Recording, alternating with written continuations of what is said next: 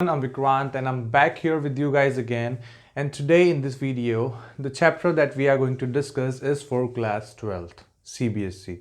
Okay, and for class 12 CBSE, I have brought you a chapter from the book Flamingo, and the chapter number is second. Okay, so we are doing today from class 12th and the book Flamingo we are taking, and I request all of you to please open up that book so that you guys will have the idea that what are we reading actually. Okay, and the chapter you can open up now, that is chapter number 2. Okay, Lost Spring.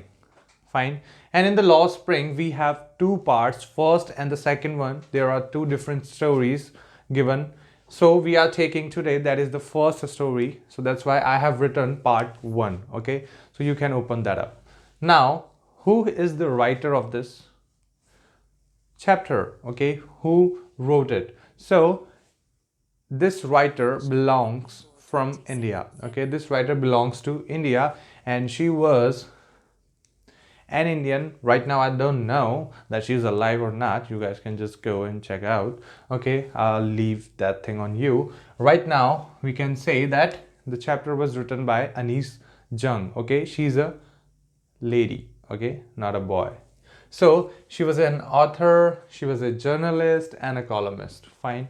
Next, like, she was an amazing lady. She used to work for like woman empowerment kind of thing. Okay, she always wrote a lot of things about women and how women survive in this Indian society. Okay, so and in this chapter, in the first part, the character that we have is Sahib. इसके अंदर जो हमारे पास character है वो कौन सा है? साहिब का, साहिबे आलम उसका पूरा नाम है. फाइन. और उसके अलावा जो अनीस जंग है वो खुद इस स्टोरी के अंदर फर्स्ट पर्सन में हमें बता रही हैं कि जब मैं उससे ऐसे मिली. So that's the author herself is going to tell us the story. How did she meet this boy? Okay, a little boy. And what kind of else things we are going to use these things in the chapter, I'll let you know soon. So we will start with our story right now. That is, for the first thing, the chapter starts with sometimes I find a rupee in the garbage. Okay, क्या start lining क्या है? कई बार मुझे 1 रुपए मिल जाया करते हैं कचरे के अंदर. ये बात कौन कहता है? ये बात हमारा जो कैरेक्टर है इसका मेन, साहिब आलम, वो साहिब कहता है कि कई बार मुझे 1 रुपया मिल जाया करता है कचरे के अंदर. कब कहता है? जब अनीस जंग कहती हैं हमसे कि भाई मैं, बहुत दिन की बात है, it was like I use to see those boys, those rack picker boys every day in front of my house, where I had a lot of garbage gathered. Okay, garbage heap over there she had in front of her house, just a few yards away. कुछ ही दूरी पर अनीस जंग के घर के दूर वहाँ पर कचरे का ढेर हुआ करता था. उस कचरे के ढेर पर वो कहती हैं कि मैं डेली उन लड़कों को देखती थी, उन रैक पिकर्स बच्चों को, जो कि कचरा उठाने के लिए अपने कंधे पर एक बोरी लेकर के और उसमें कचरा उठाने के लिए वो लोग वहाँ पर आया करते थे, और मैं उन बच्चों को डेली देखती थी. And it was a thing like I always thought, I was so curious to know about those boys. So one day Anees Jung says that one day I just stopped them. I stopped them, can you please come here? And the boys went there and they asked, yes ma'am, what happened? हाँ बोलिए क्या हुआ? And she said, why don't you go to school? क्या कहा उन्होंने कि तुम school क्यों नहीं जाते हो? And they said, उन्होंने क्या कहा? Like, we have no school in our neighborhoods, that's why we don't go to school. उन्होंने कहा कि हमारे नेबरहुड में कोई भी स्कूल नहीं है, इसीलिए हम स्कूल नहीं जाते हैं.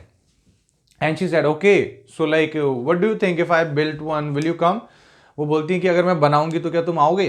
And they said of course, आप बना लीजिए एक स्कूल, हम डेफिनेटली आएंगे. And she said okay fine, मैं बनाती हूँ फिर. एंड देन दे लीव, वो लोग चले जाते हैं. अब उसके बाद कुछ दिन बीत जाते हैं. A few days later, the boys, they just see Anees Jung standing outside her house and they come to her and they ask, madam, school ban gaya aapka? They ask, ma'am, is your school ready? And she feels like, oh my god, what did I say that day? Like, whatever she said, it had a very big effect on them. Okay, like, she thinks that they are actually thinking that she's going to make a school and they will come to it. Okay, उनको उसको क्या लग रहा है अनीस जंग को कि भाई यार मैंने जो कहा ये सच मान गए कि मैं एक स्कूल खोलूंगी और ये लोग उस स्कूल में पढ़ने के लिए आएंगे. And this is what I don't find good. और अनीस जंग कहती है मुझे ये अच्छा नहीं लगा कि मैंने कुछ ऐसा उनसे प्रॉमिस कर दिया जो सच नहीं हो सकता है। अनीस जंग रिप्लाइज, उसका अनीस जंग ने क्या रिप्लाई किया, she says like sorry but the school is not ready yet, it takes a lot of time to build one, so whenever it will be I let you know, जब ये बन जाएगा तो मैं तुम्हें बता दूंगी। And they stay and then she ask कि तुम्हारा नाम क्या है। तो साहिब उसको अपना नाम बताते हैं, अनीस जंग को अपना नाम बताता है कि मेरा नाम है साहिब, साहिब आलम। फाइन। साहिब आलम सुनते ही जो हमारी जो राइटर हैं उनको थोड़ा सा शॉक लगता है, oh my God really is this your name, why, because Sahib Alam means the Lord of universe.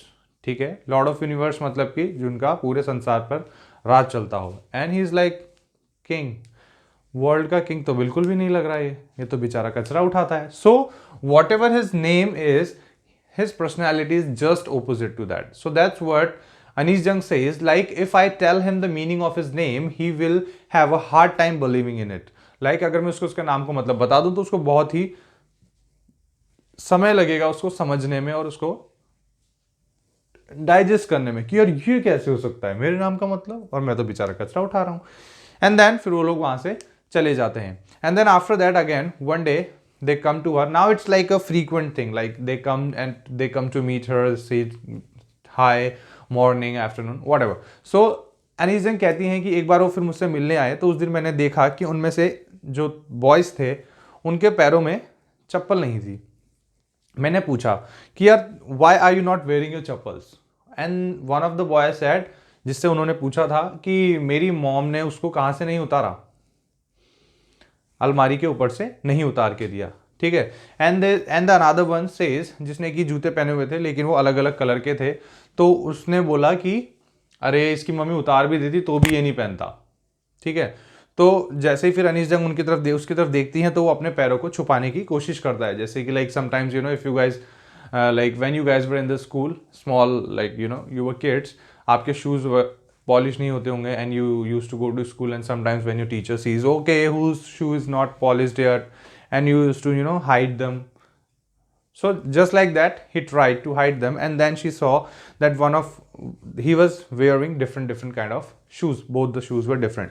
उसने ये बात कही एंड जो दूसरा था उसके पैरों में उसके जो जूते थे उसमें छेद था. सो इसी तरीके से अनीस जंग ने देखा और बाकी के जो थे वो नंगे पैर थे. सो अनीस जंग ने देखा कि यार ये ऐसी बात नहीं है, इट्स नॉट अ थिंग कि उनको लाइक नंगे पैर मजबूरी है उनका रहना, बट इट्स अ ट्रेडिशन. अब उनके अंदर ट्रेडिशन बन चुका है, like they have been doing the same thing for years, so now it's a part of their life.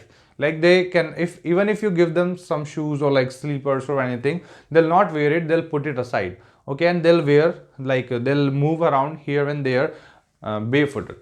So that's what she says, that's what she realizes. And उसी समय पे उनको एक story याद आती है अनीस जंग को, like a man from Udupi once told her that there was a priest and that priest was having a kid and the kid wanted to wear shoes, and whenever that kid used to go to school he used to stand in front of the temple his father was priest in it, okay.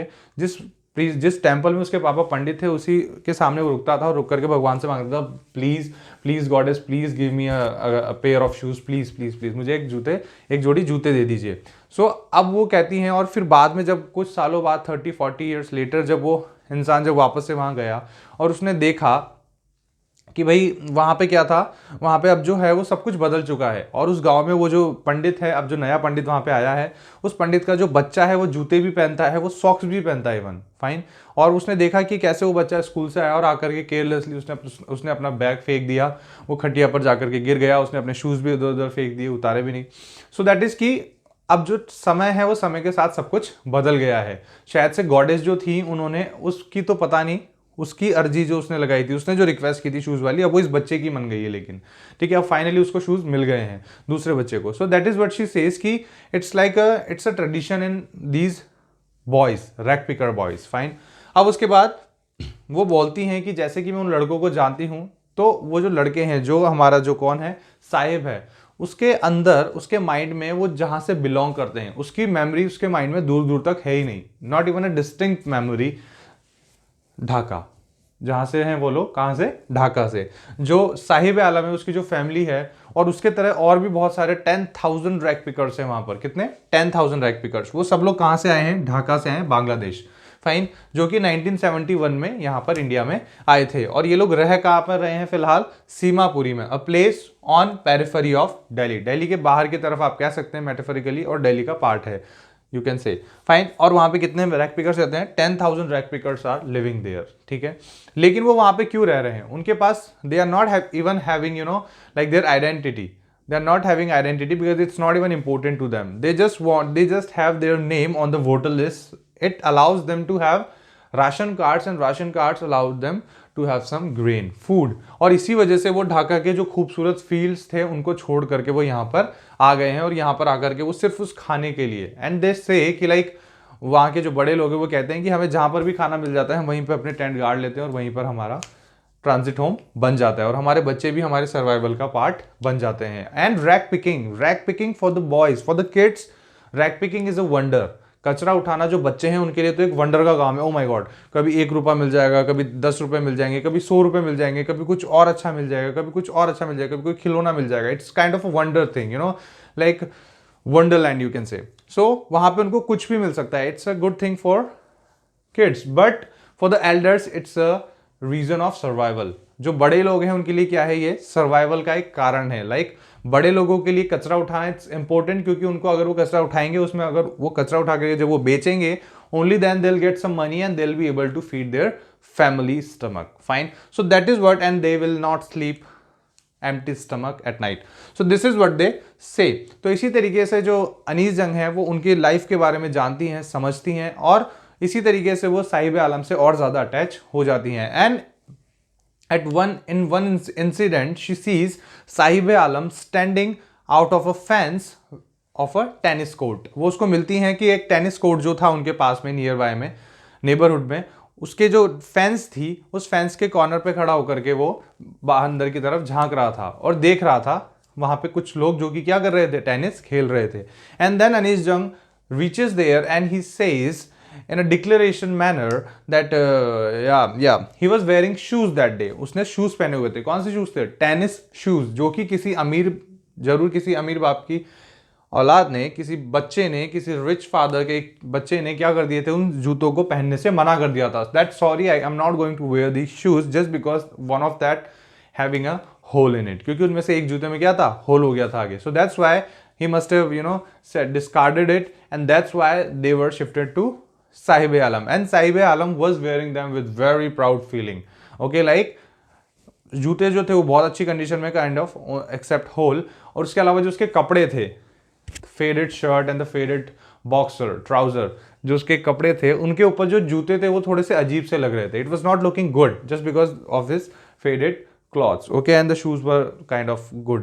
So that's why, and he said, as he saw Anis Jung looking at his shoes, he said, actually, I did not buy these shoes, or like I did not steal them. Okay, I just got these shoes from somewhere else, and they gave it to me, and I'm wearing them on. Okay, so उसने declare किया। कई बार आपके साथ नहीं होता, आपकी mummy अगर आपको कुछ करते करते पकड़ ले तो आप बोलते नहीं नहीं मैं तो बस यही कर रहा था, मैंने कुछ किया ही नहीं, I was just doing this. Okay, so just like that he declared it. Okay, clarifying. So इस तरीके से उसने बताया कि ये जूते हैं, और उसके बाद वो बताता है अनीस जंग को, लाइक जब वो अंदर देखता है तो अनीस जंग देखती है कि यार उसके अंदर कितना, मतलब वो उस चीज को देख रहा है जो कि उसकी पहुंच से बहुत ही दूर है। वो कभी उस टेनिस कोर्ट में अंदर जाकर के खेल नहीं सकता है, लेकिन वो फिर भी बेचारा बहुत ही अफेक्शन के साथ, अट्रैक्शन के साथ उसको देख रहा है। And he says like whenever there is no one inside the guard over there he lets me enter. वो मुझे अंदर जाने देता है, and he lets me use the swing.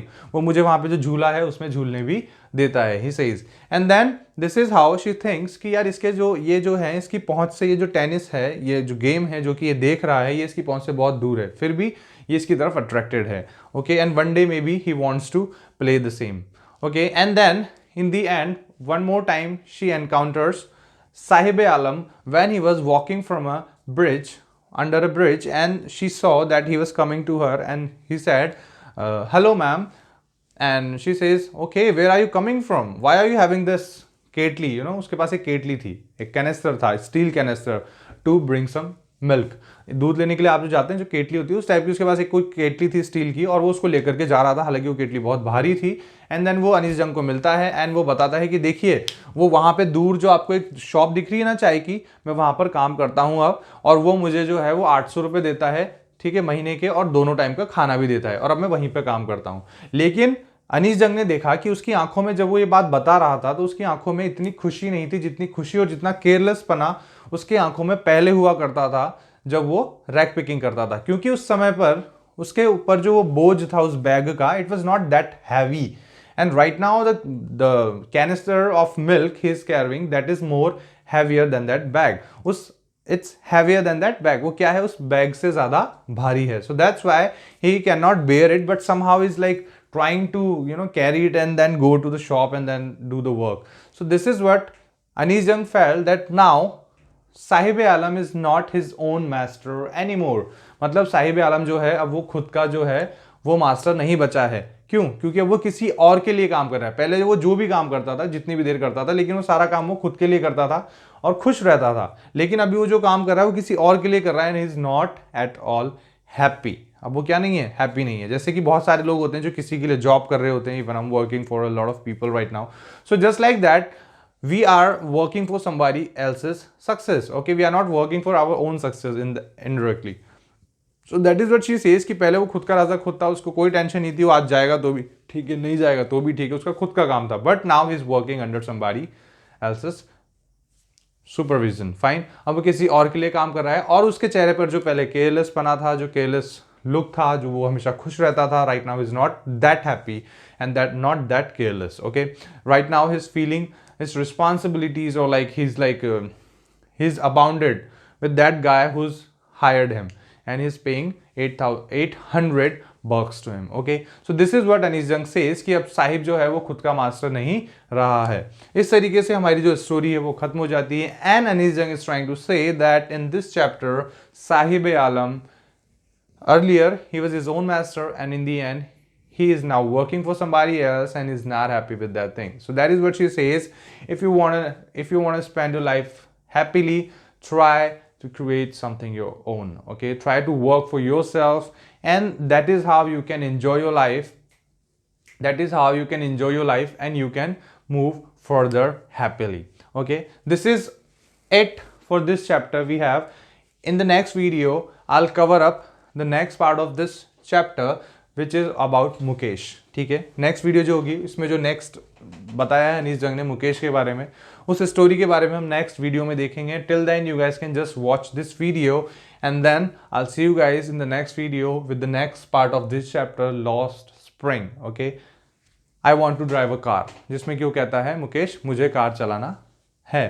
So that is okay, we will see in the next video. Till then, bye bye, enjoy, take care, and if you like this video, then please read it carefully, watch it carefully, and if you want, you can give it to some of your friends and let them learn easily if you find it easy.